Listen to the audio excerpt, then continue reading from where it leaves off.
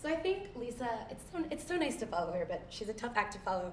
And she was like, oh, it wasn't a prosody talk. That was a prosody talk to me. So I think you did great.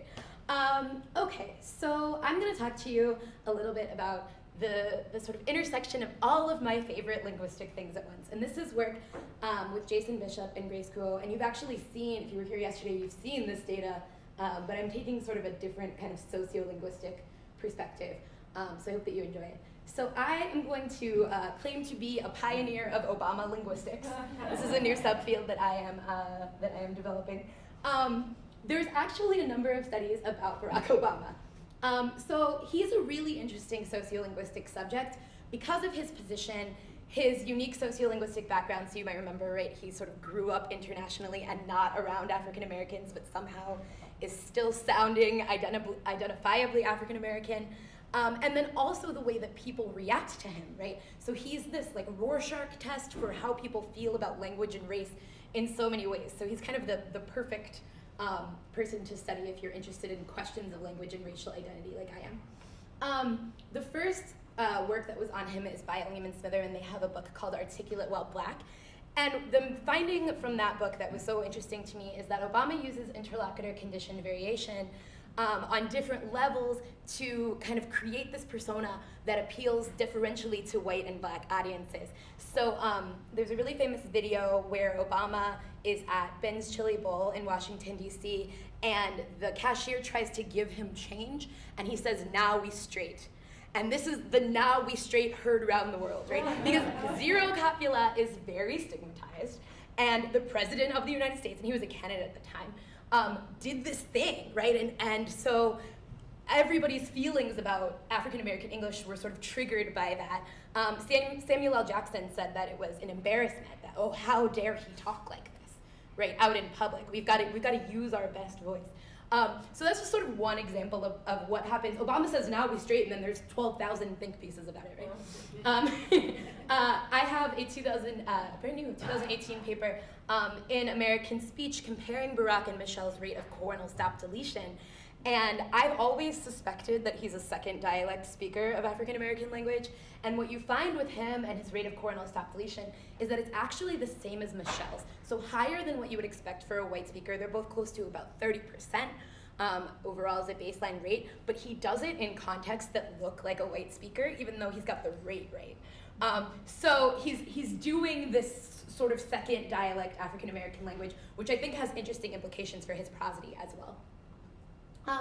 And I have a paper with Dan Villarreal from the University of Canterbury where we did a perceptual task, and we found that speakers will judge Obama as sounding blacker when we manipulate elements of his prosody. So basically what we did is we took L plus H star pitch accents, and we lowered the L and we raised the H, and the more extreme the difference between the valley and the peak, the blacker they say he sounds, whatever that means, right? So people are sort of sensitive to what he is doing in these contrasts. So I hope that I've motivated looking at Obama sufficiently here. So the research questions for this particular paper is Obama's use of specific boundary tones and pitch accent types conditioned by his effective stance at a particular moment of an utterance. So his orientation towards what he's saying, does it have an effect on his prosody? And are the phonetic properties of his intonational patterns also subject to patterning by affect in the same kind of way? And are there effects of word type or category that may influence his use of this type of intonational variation? So back to ALIM and SMITHERMAN. This book inspired a line of research into how Obama appeals to different audiences. And they were specifically interested in how he utilizes his linguistic performance and sort of draws on indexical links to black identity. So if we're talking about affect, we want to think about what the links that he has towards indexical meaning are sort of in this racialized context in which he operates. And he's really of interest because of what he represents as a black speaker, but because of his sociolinguistic background and masterful use of style shifting between, I use Libby Green's terminology for this thing, mainstream US English and African American language. So in another presentation where I've talked about Obama, I think I have a slide that's titled Style Shifter in Chief, right? He is masterful in just sort of creating this sociolinguistic persona that's just white enough and just black enough to be sort of, and I don't mean like racist dog whistle, but to sort of dog whistle to whichever audience he wants to without triggering a negative judgment from the other one. That's why the Now We Straight was so exceptional.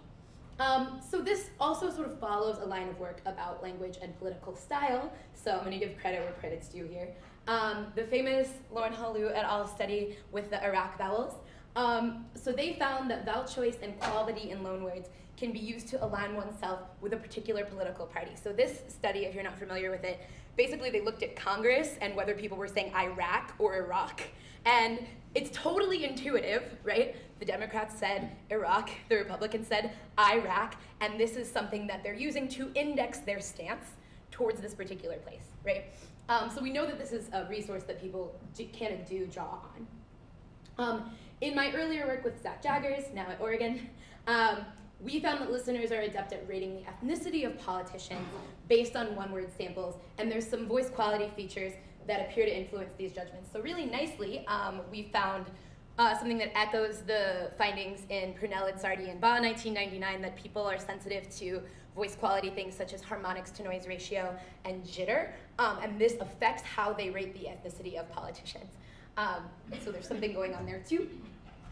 And sort of maybe most relevant for this work today, Norma Mendoza-Denton and Janity in 2011 found that in a political context, speaker gesture and intonational contour can indicate stance and affect, specifically for calling on a person or using incredulity. So they're looking at a correspondence between the physical body and the intonational contour to do this sort of meaning work, which is super interesting.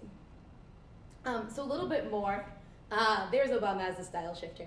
All right, so all of this sort of political background matters for Obama and probably influenced his style as well as how he might be expected to pattern as a mainstream or AAL speaker, right? Because he's got all of this sort of meaning swirling around him. So I'll tell you a little bit about my work with multiracial people. My dissertation studied 25 DC area men aged 18 to 32. They each had one black parent and one white parent. And this was sort of one of the ways that I was trying to figure out what was going on with Obama. Okay, if Obama's doing this masterful style shifting, is it just him? Or are people who identify as multiracial sort of uniquely positioned to do some of this style shifting type of work? So I want to contextualize him in the context of other people that are like him. So this is what I did. I recorded the participants in casual peer dyad conversations, so for 20 minutes with friends. So on one day they talked to a white friend, on one day they talked to a black friend, and I was doing some analysis of their intonational patterns. And when I went into this, I was like, oh, I know what's gonna happen. It's gonna be interlocutor-based style shifting. Totally about whether it's the white friend or the black friend. No, turns out that that's not the case. I found a pattern such that the participants who identified themselves more as black, so this is based on questionnaires and sociolinguistic interviews, as opposed to multiracial, were more likely to use more L plus H star pitch accents than H star accents. So it's not actually interlocutor-based style shifting, and in the context that I recorded them in, it's not even really style shifting. It's them positioning themselves on a continuum of I'm a mainstream speaker towards, or I'm an AAL speaker in terms of my use of prosody as a reflection of my own identity. So when we think about this for Obama, he's moving his identity between these places because this is what politicians do, right? So I think that we can use maybe some of his prosody to figure out where he is at in a particular moment, what kind of identity he's trying to use in a particular moment. The reason that I think this too is that we know that the L plus H star pitch accent may be more common in some varieties of AAL. People have been saying this since the 70s. Jason McLarty is still working on this. Thank you so much for providing some support for my L plus H star feelings. And it might be a resource for performance of ethnic identity. So Rachel Berdine and Paul Reed also both have dissertations that look at the use of the L plus H star pitch accent. Rachel's in Jewish English and Paul's in Appalachian English. So the joke is that L plus H star is the not white thing, or it's the marked thing, the not standard thing. This is the pitch accent that you use whenever you're doing some kind of regional or ethno-linguistic identity. So if all of this holds for Obama, he may be especially likely to shift his intonational patterns as a result of his identity in a particular moment, but also as well as his evaluation of the context and topic that's going on. So this is how I'm thinking about affect. And if you're not like deep into linguistic anthropology or sociolinguistics, you might not know much about affect, so let me tell you what this is about. So linguists have always been interested in pattern variation conditioned by speakers' feelings about what they're saying. So we talk about emotions in sociolinguistics as like the thing that we're pretending isn't happening. Like, people are really interested in this, and linguists are like, no, there's no feelings. Speakers don't have feelings because they're hard to quantify, right? But affect is actually a little bit easier to get at. So I'm defining affect here as the kind of emotion about some referent or proposition, following Eleanor Oakes and Bambi Schiflin. So how do they feel about the thing that they're talking about, right? Oakes also posits that there are relevant universals in affect and stance marking, including paralinguistic features like vowel lengthening, intensity, and speech rate. And I wanted to mention this because way back in the 90s, she was like, there's something prosodic going on when we look at affect, but we don't have a way to sort of operationalize this yet. So here's a crack at that. And all of this sort of affect is related to stance, but it differs in that it's about the proposition itself and not about how the speaker's constructing themselves in a socially recognized way in that particular moment. So when I say affect here, I'm kind of bringing stance along with me because Obama is this unique political speaker, but we can sort of have a conversation about what we mean by stance and affect if we want to. Okay.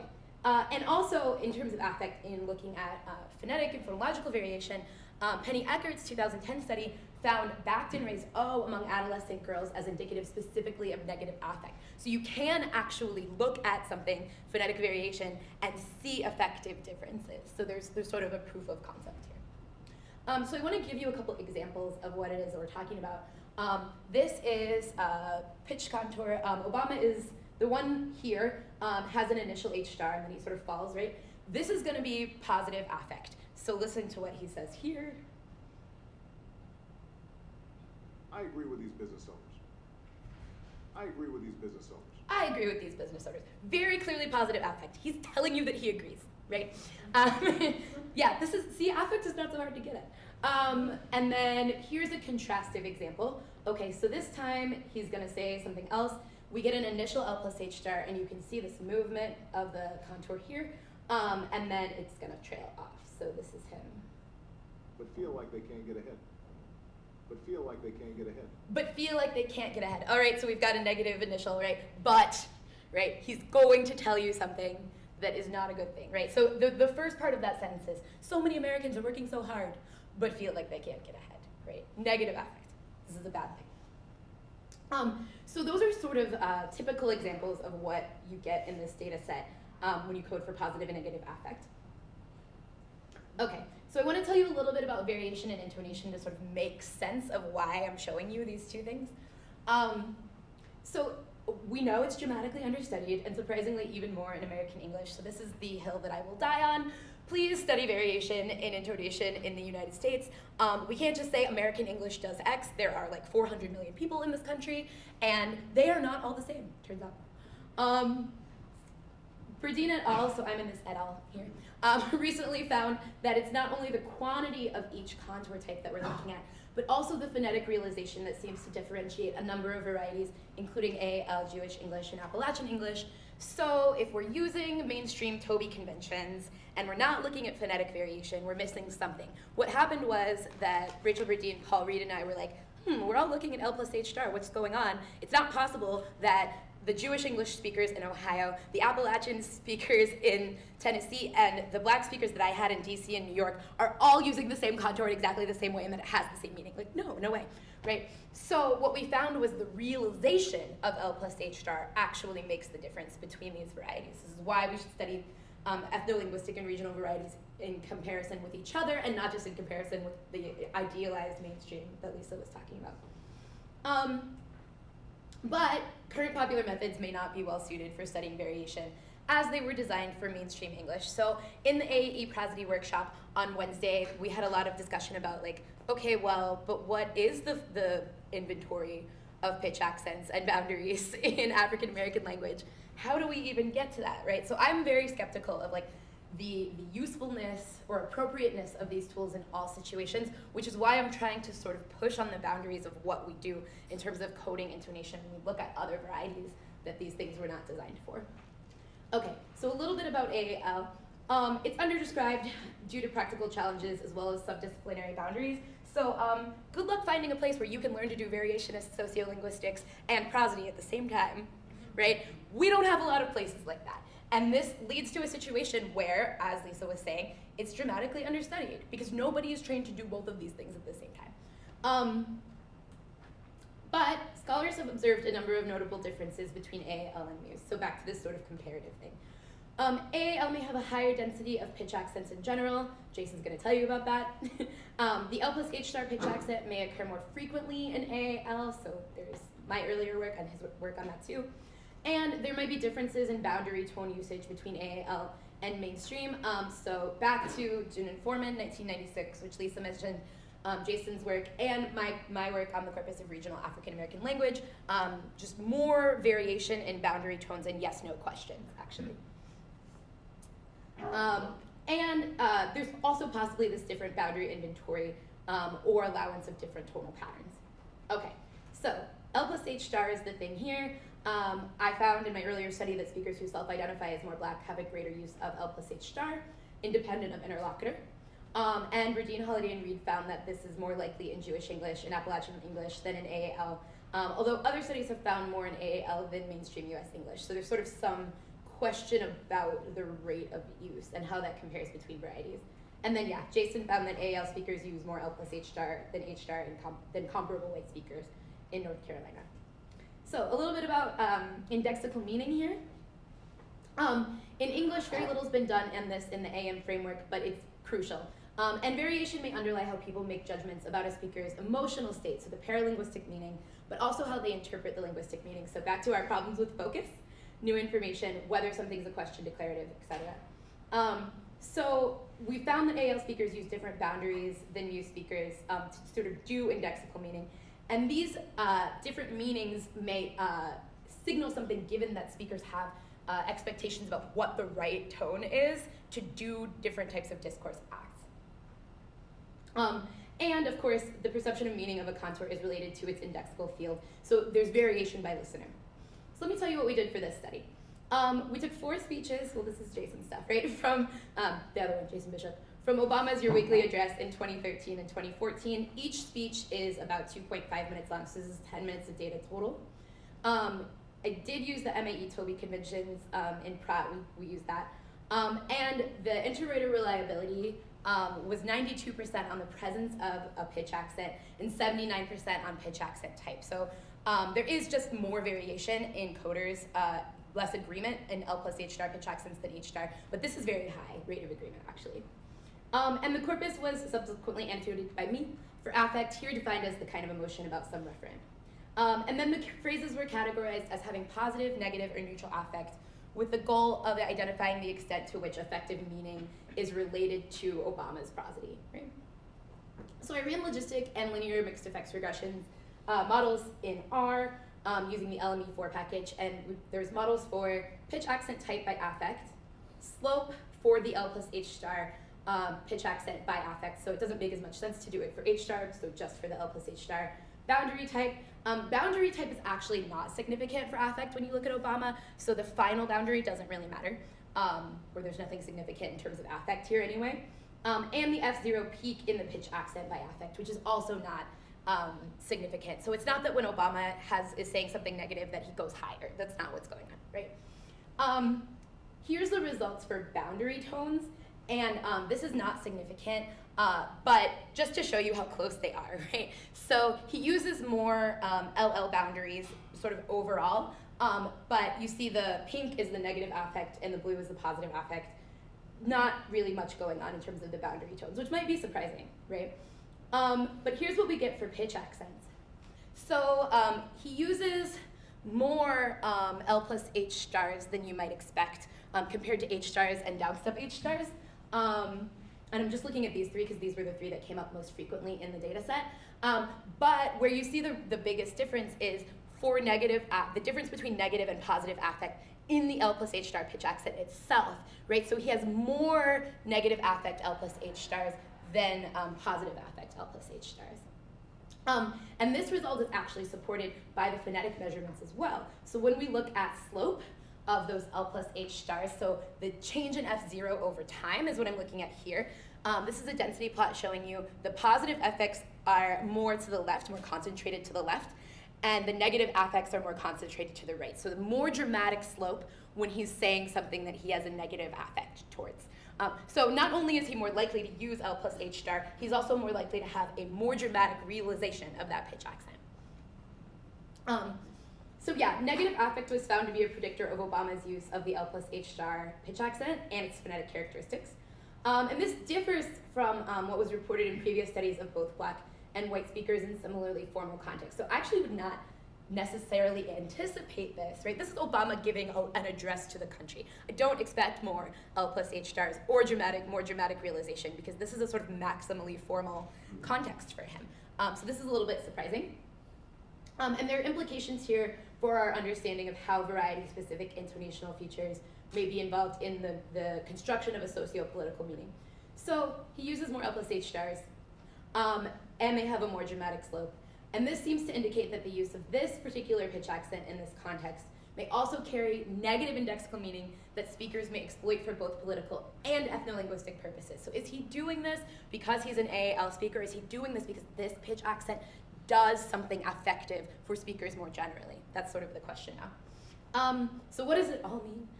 There's a possible interaction between ethno-linguistic variation and variation conditioned by affect, stance, and other performative orientations. Speakers and listeners may employ intonational contours in manners conditioned not only by their dialect background, but also by their orientation towards topic or interlocutor. So I think that we overlook this because it's messy, but it's not just about who your speakers are. It is about what they're saying and how they feel about what they're saying, and also who they're saying it to. So there's this potential for the interaction of ethno-linguistic identity, performance, and stance, as well as audience design. Future studies might compare Obama across audiences, topics, and stances, right? So if we can get him in more casual situations and see if he does the same thing, that might illuminate whether this is totally about his orientation towards the topic or if it's more about ethno-linguistic variation. I'm also interested in audience response to the use of different intonational contours in political contexts. So do black and white listeners hear his negative affect prosody differently from each other, right? Is there a different indexical meaning for different types of listeners that he could be exploiting in this stylistic shift? So I'd like to thank Rachel, Berdine, and Paul Reed for everything, basically. There's some references. I want to skip past that one. Oh my gosh, why are they doing this? Well, if I put the slides up, you'll get to see all of the million references that are in 6.5. That's me, Jason, and Grace. Thank you so much.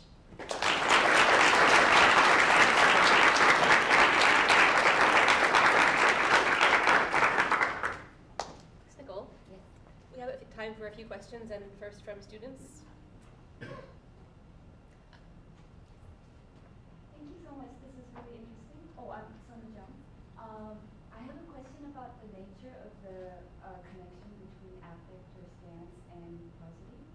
So do you think the connection is sort of direct in the sense that somewhat irrespective of the content of the proposition as conveyed by the combination of the words, certain like accent types or certain stress patterns or contour types like sort of irrevocably convey certain like positive versus negative affect? Or do you think it's sort of more indirect such that like maybe certain tune types convey certain kinds of like shape information structure differently or do certain other pragmatic things, and then depending on the content it sort of ends up conveying certain one way or the other? And I sort of surmise that these results sort of point towards maybe the first view, but I was wondering if like maybe both types of relations exist, or what the results might be on those issues, and whether we might like how we might be able to tease those kinds of things. Yeah, so I think that there is a really complex interaction of what do these contours mean in this particular moment and for this particular speaker. So I don't want to generalize and say that like, okay, everybody is doing this and like L plus H star pitch accent means, you know, that I feel negatively about this thing. there is, so many questions about focus.